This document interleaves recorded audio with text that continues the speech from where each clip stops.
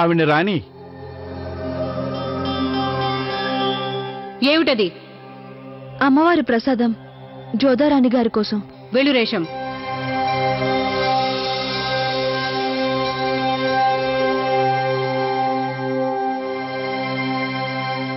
తిను. నువ్వు కాదు.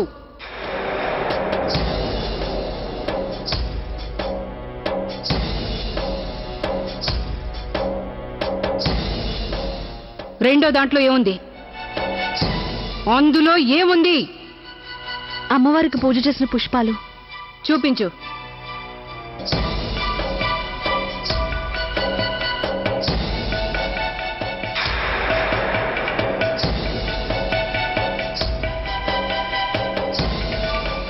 చూపులు అటువైపు.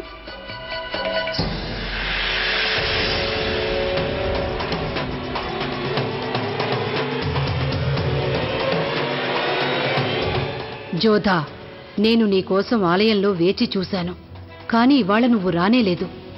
అందుకని ఈ వర్తమానం రహస్యంగా పంపిస్తున్నాను. సత్వరమే వచ్చి నన్ను ఆలయంలో కలుసుకో. నువ్విప్పుడు ఆరోగ్యంగానే ఉన్నావని నాకు తెలుసు. అందుకని ఇంకొకసారి నిన్ను కలుసుకోవాలనుకుంటున్నాను. నువ్వు నేను ఆమీర్లో కలిసి గడిపిన క్షణాల కోసమైనా నువ్వు ఒక్కసారి వచ్చి నన్ను కలవాలి. నిన్ను కలుసుకోకుండా నేనిక్కడి నుంచి వెళ్లలేను.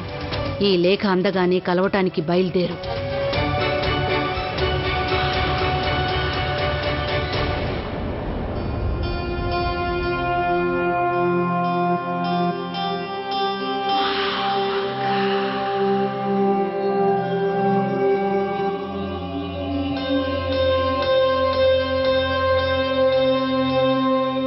వెళ్ళు.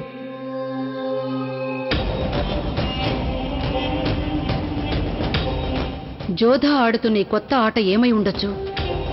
ఇదేదో తెలుసుకోవాలి. ఒకవేళ ఇది నేను ఆడే ఆటకి ఉపయోగపడుతుందేమో.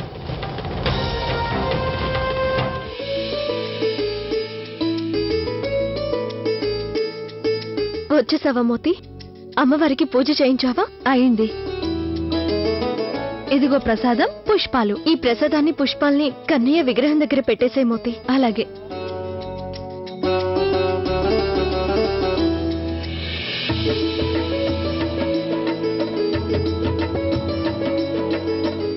నీకు తెలుసా జోదా, ఇవాళ మహామంగా గారే స్వయంగా భద్రతా ఏర్పాట్లు చూసుకుంటున్నారు.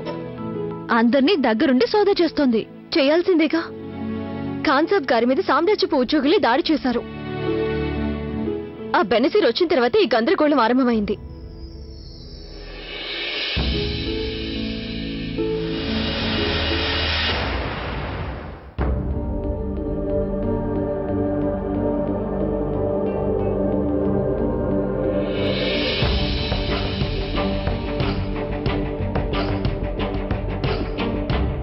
మోతి, ఇదేంటి?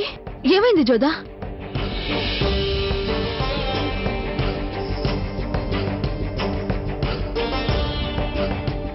ఏమైంది జోదా? మీ మొహం అలా కళావిహీనమైపోయింది. కన్నయ్య, ఇలా ఆటలు ఆడుకుంటున్నావేంటి నాతోటి? నన్ను ఇలాంటి చిక్కులో పడేసావేంటి?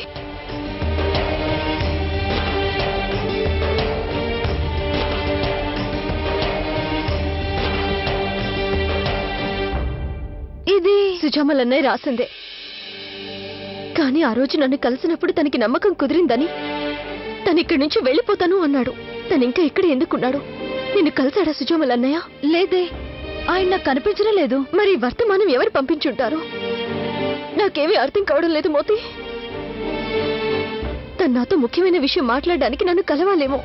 మీరేం చేయదలుచుకున్నారు జోదా? నేను వెంటనే వెళ్లి సుజామలన్నయ్యని కలవాలి. వద్దు జోదా, ఆగండి. ఆయన శేన్షా గారి మీద దాడి చేయడానికి ప్రయత్నించిన వ్యక్తి. లేదు మోతి, నేనది ఎంత మాత్రం నమ్మబోను. నిజం తెలుసుకోవాలంటే నేను సుజామలన్నయ్యని కలిసి తీరాలి. నేటి రాత్రి నేను ఆయన్ని కలవడానికి వెళ్ళనున్నాను. వద్దు జోదా, మిమ్మల్ని గనక ఎవరైనా చూసినట్లయితే దాన్ని రాజుపై తిరుగుబాటుగా భావిస్తారు.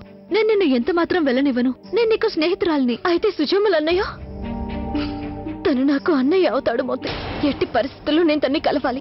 మిగతా వాళ్ళంతా మా సుజామలన్నయ్యని తిరుగుబాటుతారుడు అనొచ్చు, కానీ నా మనసు అందుకు ఒప్పుకోవడం లేదు మోతి.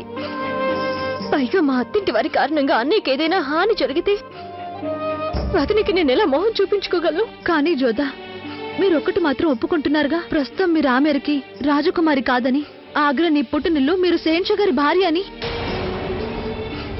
ఇక శహన్షా గారేమో సుజామల్ని దోషిగా భావిస్తున్నారు. కానీ అన్నయ్య షహన్షా గారి మీద దాడి చేసి ఉండడు మోతి. తను నాకు వాగ్దానం చేశాడు. అందుకని నేను నిజమేంటో తెలుసుకోవాలి, అన్నయ్యని కలవాలి మోతి. నాకు నిజం తెలిసేంత వరకు మనశాంతి ఉండదు మోతి. నేను వెంటనే తనని కలిసి తీరాల్సిందే. మీరెక్కడికి వెళ్ళక్కర్లేదు జోధా బేగం.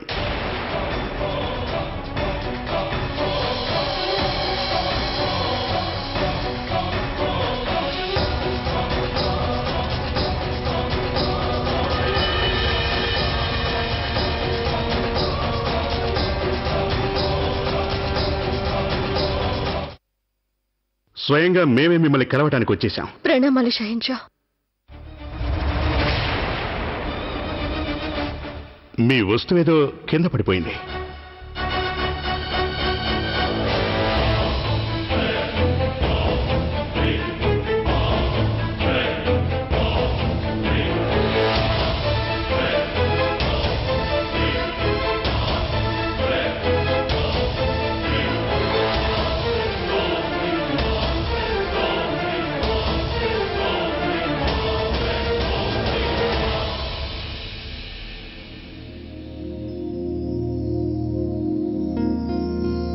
మేము మీతో ఒక ముఖ్యమైన సంగతి మాట్లాడవలసి ఉంది.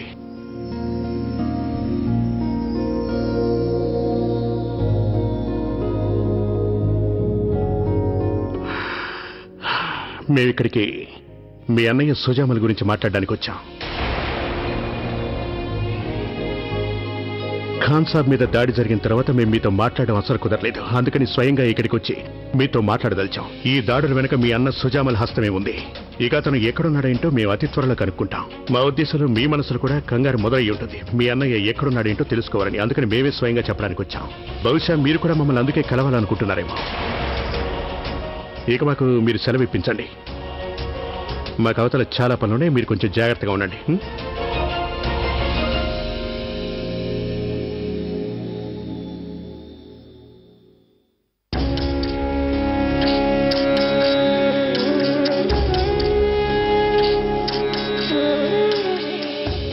జోదా, ఇప్పటికైనా ఒప్పుకోండి.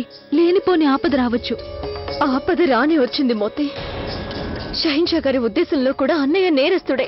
అందువల్ల నేను నిజమేంటో తెలుసుకుని పరిష్కారం కనుక్కోవాలి. ఇవాళ రాత్రి నేను సుజామల్ అన్నయ్యని కలవడానికి వెళ్తాను.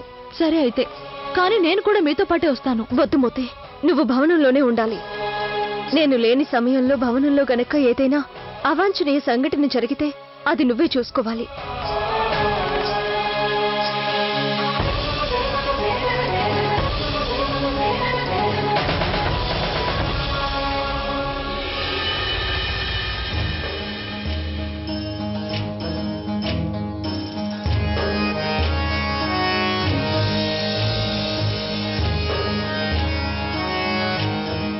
షహన్షా, నేను తమరి సమక్షంలో 3 వ్యక్తులను హాజరుపరచదలిచాను.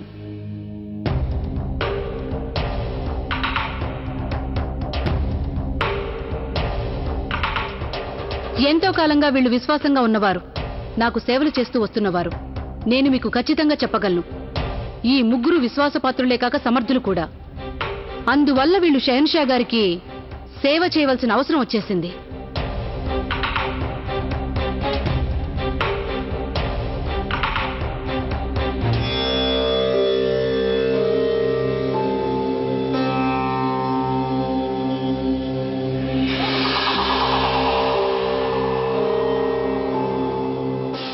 మా పెద్దమ్మగారు మీ 3 ఎంపిక చేశారంటే మీలో తప్పకుండా ఏదో ఒక విశేషం ఉండే ఉంటుంది. అందువల్ల మేము కోరుకునేది ఏమిటంటే మీరు విశ్వాస పాత్రతతో, సమర్థతతో, పూర్తి అప్రమత్తతతో ముఘలాయి సామ్రాజ్యానికి సేవ చేయాలని, ముఘలాయి పతాకాన్ని మరింత ఎత్తుకు తీసుకెడతారని ఆశిస్తున్నాం. చిత్తం షహన్షా. చిత్తం హుజూర్.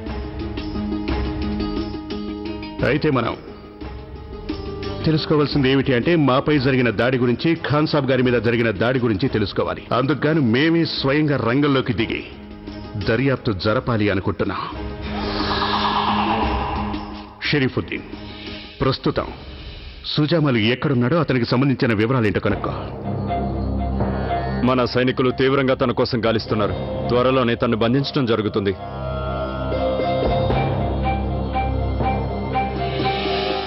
మేము సహర్ష అయినందువల్ల మా మీద దాడి చేయటం సహజమే కావచ్చు, కానీ ఖాన్ సాబ్ మీద దాడి జరగటానికి మేము వారికి ఖజానా లెక్కలు తనిఖీ చేయమని చెప్పడమే కారణమని మాకు బాగా తెలుసు.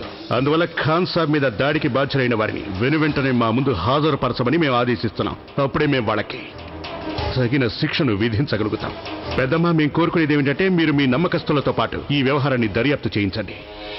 ఆ వర్తమానాన్ని జోధా బేగంకి పంపించిన వారు ఎవరై ఉంటారు? ఆ వ్యక్తికి జోధా బేగంకి గల సంబంధం ఏమిటో కనిపెట్టాలి నేను. మరి ఏమైంది పెద్దమ్మ, మీరేదో తీవ్రంగా ఆలోచిస్తున్నట్టున్నారు? దయచేసి క్షమించండి షెహన్షా. ఈ దాడులన్నీ ఒకదానితో ఒకటి ముడిపడి ఉంటాయా అని ఆలోచిస్తున్నాను నేను. ఆ అవకాశం కూడా ఉంది పెద్దమ్మ. కానీ ఆ నేరస్తుడు ఎవరైనా సరే మేము వాడికి త్వరలోనే శిక్ష విధిస్తామని మీకు పూర్తి నమ్మకంతో చెప్తున్నా. ప్రత్యేక దర్బారు ముగిస్తున్నా. మీరు ఆ నేరస్తుణ్ణి పట్టుకునే పనిలో ఉండండి జలాల్. కానీ నేను ముందుగా జోధా బేగంకి ఆ వర్తమానం పంపించిన వ్యక్తి ఎవరో కనిపెట్టాలి. ఆవిడ తర్వాత ఏం చేయబోతుందో తెలుసుకోవాలంటే జోధా మీద ఓ కన్ను వేసి ఉంచవలసిందే నేను.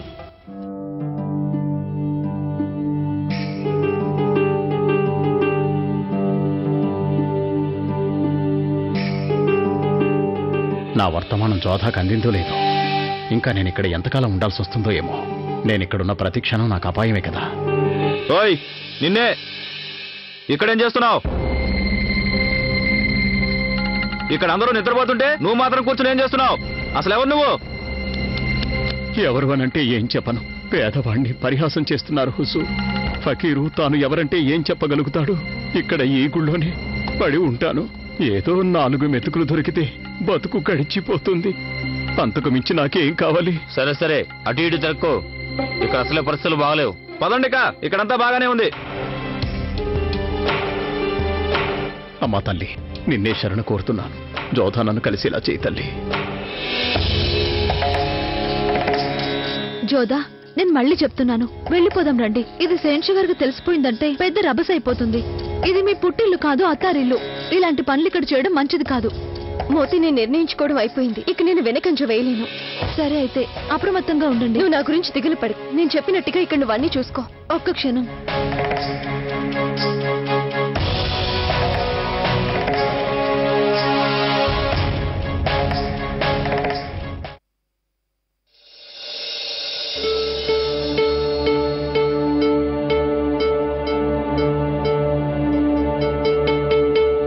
రావడమైతే వచ్చేసాను గాని అన్నయ్యని ఎక్కడని వెతకడం?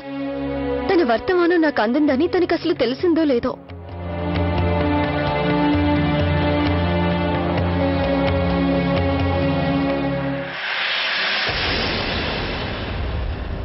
నేనే జోధా, సుజామల్ని.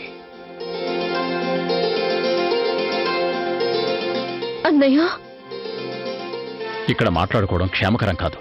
ఇక్కడ మనం ఎవరికంటైనా పడొచ్చు. ఆలయం వెనక వైపుకెళ్దాం.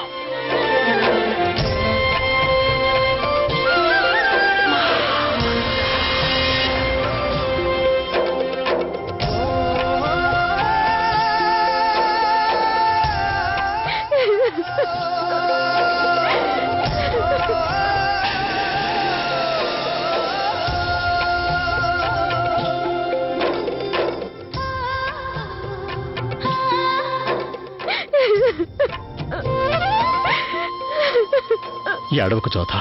నేనేం చేయను అన్నయ్య. ఒకవైపున నా భర్త ఉంటే మరొక వైపున నా అన్నయ్య. నాకేం పాలుపోవడం లేదు. అన్నయ్య, మీరే షహిన్షా మీద దాడి చేశారని అందరూ అంటున్నారు.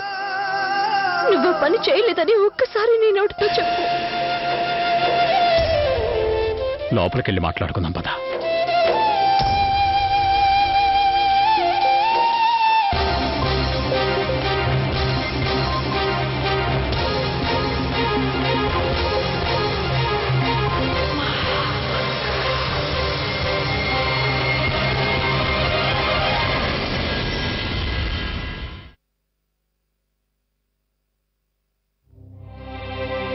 అన్నయ్య, అందరూ అంటున్న మాట నిజమేనా? నువ్వు నిజంగానే షహిన్షాపై దాడి చేశావా? నాకు తెలుసు నీ మనసులో ఉన్న సందిగ్ధ స్థితి. అదంతా వివరించడానికే నేను ఇక్కడికి రమ్మన్నాను. నేను షహన్షాపై దాడి చేయలేదు జోధా.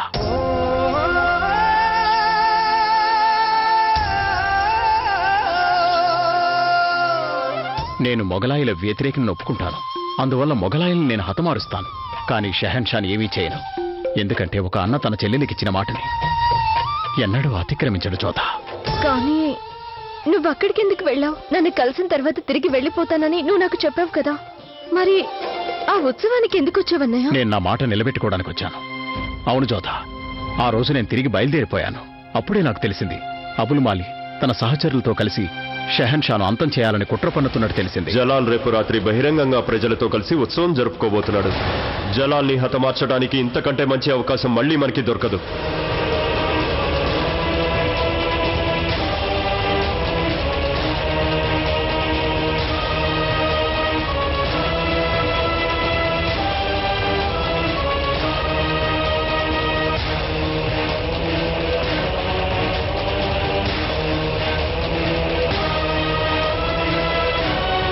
పట్టుకోండి వాణ్ణి, అతను సుజామల్. కానీ నా దురదృష్టవశాత్తు నేనే హత్య చేయడానికి వచ్చాననుకున్నాను. అలా అయినట్లయితే నేను ఈ సంగతి షహీన్షా గారితో మాట్లాడాలి. అప్పుడు వారు తన ఆదేశాలు ఉపసంహరించుకుంటారు. దానివల్ల ఎలాంటి లాభం ఉండదు జోధా. పరిస్థితులు ఎలా ఉన్నాయంటే వారు నువ్వేం చెప్పినా వినిపించుకోరు. ఎందుకంటే వారి దృష్టిలో నేను వారికి ఓ పెద్ద శత్రువుని. నేనే వారి తమ్ముణ్ణి వధించాలనుకుంటున్నారు. జోధా బేగం, మీకు తెలిసే ఉంటుంది, సుజామల్ మేవాడుపై దాడి చేసి కైవసం చేసుకున్నాడు. సాహసవంతులైన మా సైనికులు ప్రాణాలకు తెగించి పోరాడారు. వాళ్ళని హతమార్చేశాడు. వాళ్ళలో ఇద్దరు వరుసకి మాకు తమ్ముళ్ళవుతారు. చూడండి, దారులన్నీ మూసేస్తే సరిపోదు. వాడు రాజ్యం విడిచి వెళ్ళిపోలేదు. వాడు ఇక్కడే ఆగ్రాలోనే ఉన్నాడని మా నమ్మకం. గాలింపు చర్యలు మరింత ఉధృతం చేయండి. నిజానికి షహన్షా ఒక్కరే కాదు, నన్ను శత్రువులా భావించేవారు ఇంకా ఉన్నారు. షరీఫుద్దీన్, అబుల్ మాలి, చివరికి నా సొంత చిన్నాన్నైన భారమల్లు మహారాజు. వాళ్ళందరూ నాకు శత్రువులే అవుతారు. అంత మాత్రం చేత నేను భయపడిపోను. నేనొక రాజపుత్రుని జోధా. యుద్ధంలో వీరమరణం చెందడం మన వంశస్థులు అదృష్టంగా భావిస్తారు. నీకు వాగ్దానం చేశాను, సదా నీ పసుపు కుంకాలు కాపాడతానని. నా ప్రాణాల్ని పణంగా పెట్టైనా నేనా వాగ్దానం నిలబెట్టుకుంటాను. జోధా, నిన్నిక్కడికి ఎందుకు రమ్మన్నానంటే భవనంలోనే ఎవరో ఒకరు షహన్షా గారి శత్రువు ఉన్నాడని చెప్పడానికి. అదెవరో నువ్వు తెలుసుకోవాలి. ఎవరై ఉంటారు ఆ వ్యక్తి? అది నాకు తెలీదు. ముందు నువ్వు నాకు మాట ఇవ్వు. ఏం జరిగినా నువ్వు నన్ను కలవడానికి వచ్చిన సంగతి షహన్షా గారికి చెప్పకు. అలా అని వాగ్దానం చేయి జోధా, వాగ్దానం చేయి.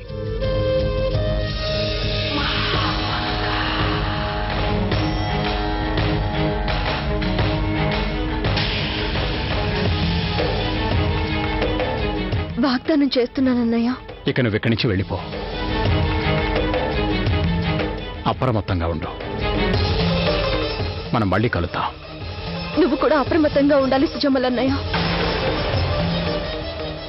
నీ తలకి చుట్టుకున్న ఆరోపణలు తొలగించడానికి నేను నా వల్ల అయినంత ప్రయత్నిస్తాను.